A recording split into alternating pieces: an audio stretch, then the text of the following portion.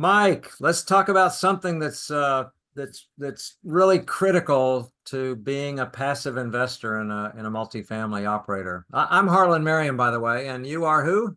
Mike Jacobson. Yeah, and we're at Tune Investments, and we get this question quite regularly. Boy, there are a lot of fees that are charged to us as passive investors in a multifamily syndication. Yes, and it can seem that way. So why don't we talk about those, Harlan? Let's just get it out in the open. Yeah, and look at we'll note some red flags that might be there where they can be excessive and inappropriate, and we'll also try to explain why many fees are exactly what you want if you're a passive investor. So why do operators charge fees in the first place, Mike? Well, the operators do a lot. They are finding the deals, managing the renovations, coordinating financing, and they're updating the investors. And then they have to get the property ready for sale. And you have the marketing on the back end there. So there are a number of tasks that have to be done during the life of the investment. Yeah, they're kind of like your employees in a sense there, and you'd pay employees for their time and the performance that they're doing for you. We That's might right. like When they do a good job, they tend to make more. You want to pay them more, you want to retain them, and you want to see them continue to do a good job. Yep, you're paying for their expertise and you're incentivizing them to make the investment a big success. What are some of the standard fees, Mike? Let's look at that. Oh, one of the first ones we see is an acquisition fee, and that may be 1 to 3% of the purchase price. Okay, and why would we want to pay an operator an acquisition fee? Well, think about the time and expense they have spent before you ever close on the investment. They have made offers on a number of properties, most of which get rejected. And then when they do start getting closer, then they will end up in negotiations, may be negotiating on a number of properties before they finally get one under contract. Yeah, and you want to incentivize them to get the right property That's right. and get the right financing of that property in place. It makes sense. They've put a lot of time in, as you said, and so you're really paying for them for their time and their expertise again. That's Any other right. Then fees? they have the legal costs getting into the property before you even close on it. That's during the due diligence phase. So even if they don't close on a property, they still have those expenses, and that can range in the tens of thousands and more. Yes, yes, it does. And there are both fees and expenses that are going to be charged to the property with that. Yep, on that. And an asset management fee, another 1 to 2% of gross income. That's a little different than the acquisition. This is what? That is while you're holding the property, because the asset manager will look over the property manager, make sure that everything is getting done with the property, and then the uh, proceeds getting to the investors. And so they are incentivized by having it based on the gross income. As you increase the rents and the revenue on the property, then they receive more pay, more Okay. benefit. Yep. Are there other fees in addition to those two? Then we have the property management fee, which may be 5 to 6% of the collected rents. Yeah, that's pretty standard on this. As a single family rental, I pay a property manager to manage my properties. Yeah. Right. And they will charge maybe half month's rent or month's rent when you get a new tenant, plus a monthly percentage of the collected rents. So that can be even higher than what we're seeing with the commercial property because we enjoy the economies of scale. That's right. And sometimes the property management fee is going to go to somebody else other than the property, the syndicator, and sometimes Right. they'll do it in-house. Okay. That's right. And there are more fees, huh? That's right. A project management fee, which may be 4 to 8% of the capital improvements. So how's that different than the property management? What's the difference in property management and project management? Well, the property management tends to be finding the tenants and handling your normal turnover maintenance, just the light stuff. But the project management will be when you have larger things to deal with, capital improvements on a project that will help increase your rents, things like maybe a total renovation, because a lot of these may be value add properties. You go in and there are significant repairs or improvements needed to the property to bring the rents up to market. Yeah, so if you're renovating a whole bunch of units, or you're putting all new roofs on, or you're redoing the landscaping, then there's a project there and you pay an extra fee, kind of like a contractor would get. Uh, That's right. You are finding and managing the contractors. Good, good, good. And what else? Oh, disposition fee, which may be 1 to 2% of the sale price when you sell the investment. Okay, so at the end of the investment, we're going to pay them a little bit of a percentage of the sale price again. What? That's right. Why would we pay them that?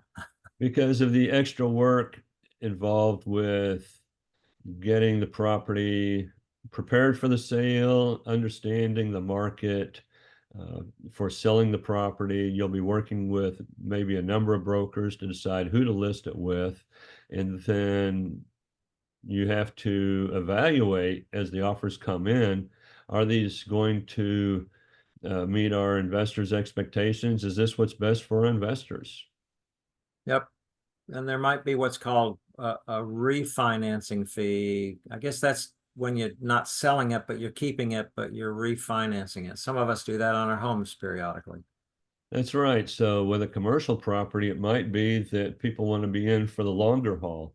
And there are some advantages to that because you might be able to avoid well, let's say you've enjoyed several years of depreciation. You might even had accelerated depreciation early on. So if you sell the property, you're going to have to recapture that and have a recapture tax. But if you keep the property, you're able to avoid that recapture tax. But more importantly, you might even be able to give a significant portion uh, to the investors. So when you refinance, you pull out some of the equity. Some or all of the equity, and then yeah, that can really work. We know some folks out in California that love to hold properties for 10, 20, 30 years. They just think that's the right way to do it. If the property's doing well, hold on to it. Why the churn? Yeah, That's right. Just pull some equity out and invest in another property. you got it. So the ranges of these will depend on the deal and the complexity, but these are the standard kind of norms, these percentages we've talked about. But fees are going to affect our returns, aren't they, Mike? Yes, they will. They can have a negative impact on the returns or they subtract from the returns. However, think of the fees as incentivizing the operator because as the property makes more, then yes, there's a larger dollar amount going out in fees, but the investors are also making more. So that's why you want the operators to be incentivized in line with the operators' benefit. Okay, so there's some negative and some positive with this that will affect our returns as passive investors or as limited partners. Like on the Right, acquisition fees, that might delay the cash flow because you've had all that expense up front on a property. right. A little Um, bit up front, and then the management fees. That yes, they cut into the ongoing income, mhm. and then the disposition fees. They do affect the profits at the sale.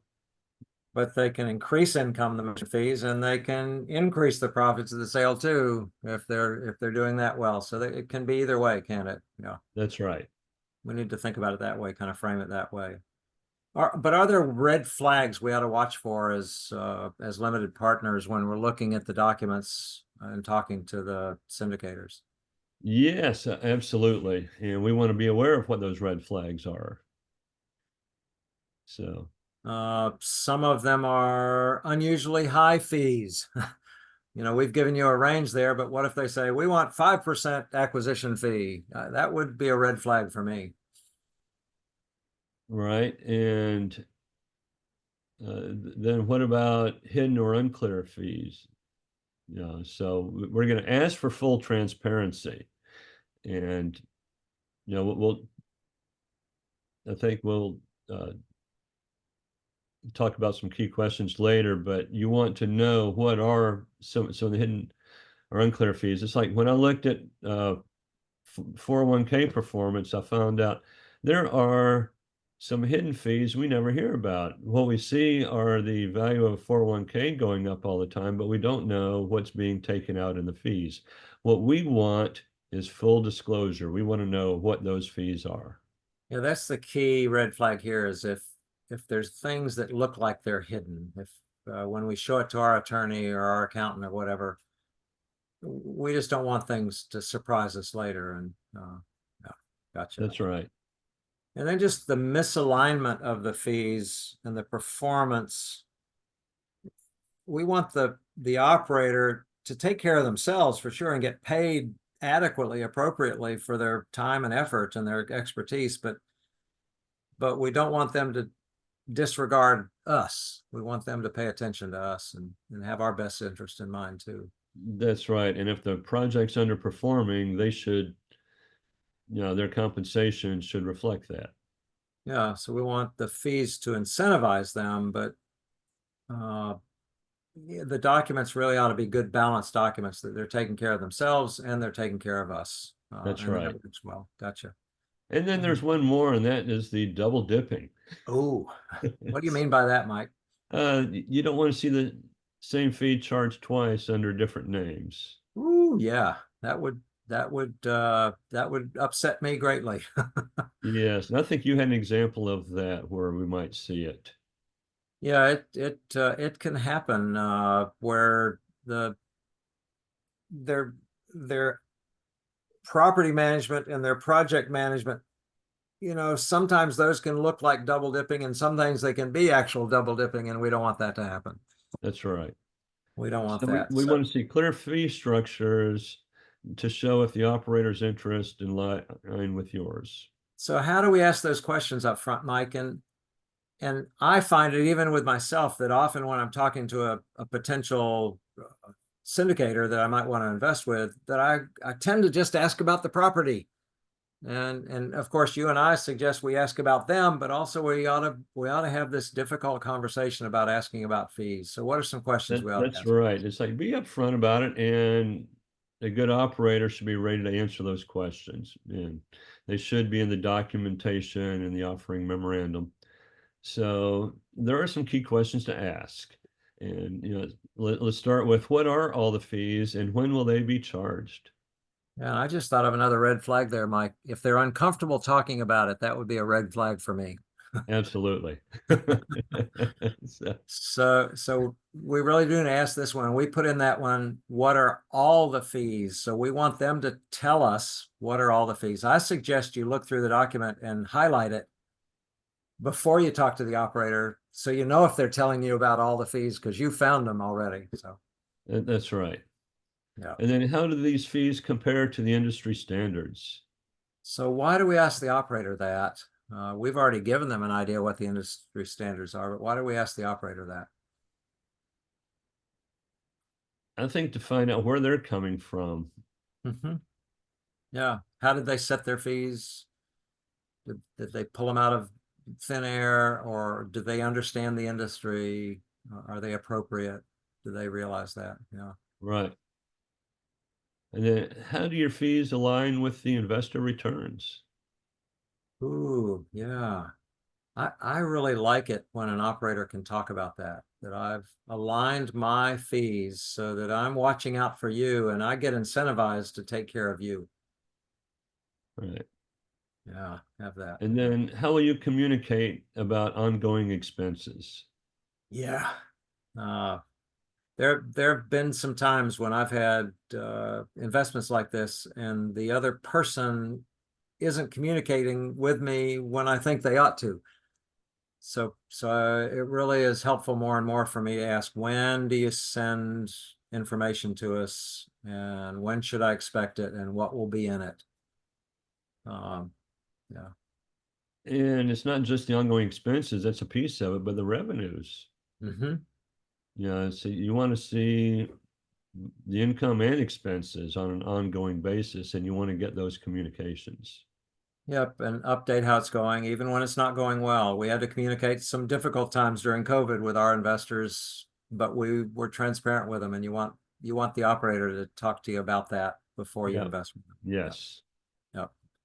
So open conversations will help you build trust and ensure that you're going to get transparency Right. once you're in an investment here.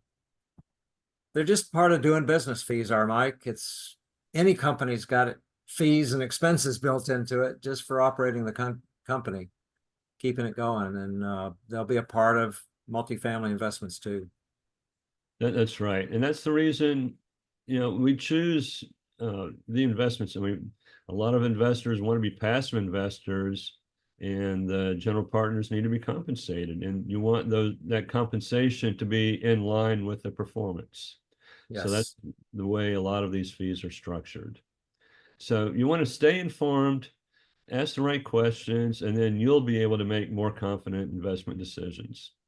Yeah, we hope our conversation today, Mike and mine, was helpful to you as you looked at this thing that just concerns many investors about all these fees that will get charged within your investment here.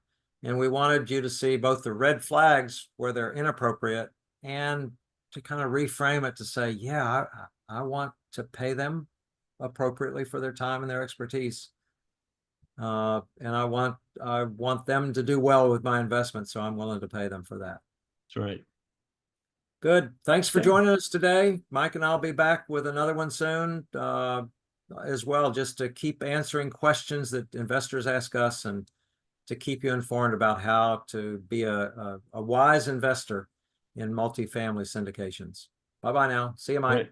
See you. Thanks for watching. And if anybody wants to get in touch with us, feel free. You can reach out to us at admin@attuneinvestments.com, or you can look for the Calendly link at the end of this video. Yeah, get in touch. We really enjoy having conversations, and particularly if you have other questions, we'd love to talk to you about those and maybe make another video based on one of your questions here. So All right. once again, see ya. See you. Bye-bye.